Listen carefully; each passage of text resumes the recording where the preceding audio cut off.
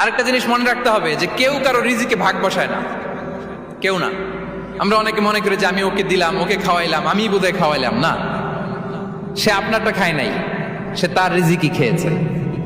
আমাদের ঘরে আমাদের বন্ধু বান্ধব আসে, অনেক সময় আমাদের ঘরে অনেক সময় অতিথি আসে, তাদেরকে আমরা আপ্যায়ন করি, তাদেরকে খাওয়াই।